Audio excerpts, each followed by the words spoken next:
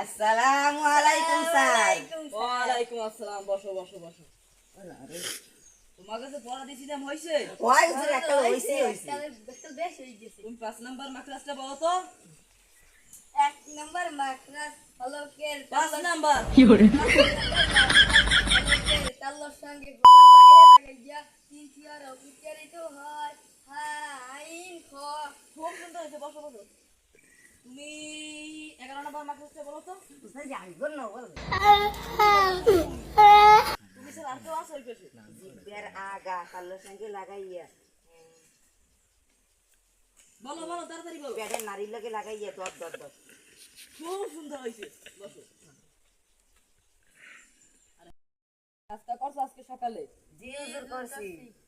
Tablet কাদের তুমি দাঁড়াও তো। তুমি কি দিয়ে নাস্তা করছো?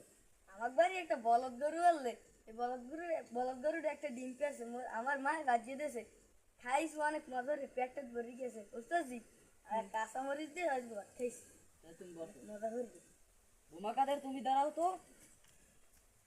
উস্তাদ জি হ্যাঁ দাঁড়াও, আমি তোমার বলতে বলছি, তুমি বলো কি কি দিয়ে খাইছো। আমি আজকে উস্তাদ জি কিছুতেই ভাত খাই নাই, কেননা তরকারি আনলে না করে।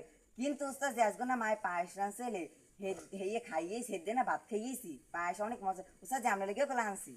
আমার খালামণিও রানছেলে অনেক ছোট থাকতে, এখনো আমার জিবিরার কোনায় লাগিয়ে রয়েছে। দাও দাও দাও। এই নেন।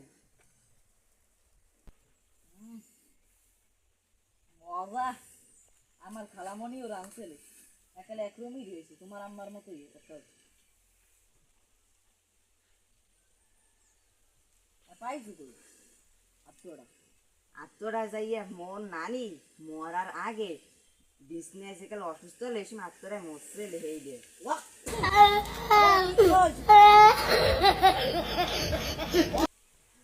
আজ যদি ও বাড়ি অর্ধেক অর্ধেক খালি লেগে।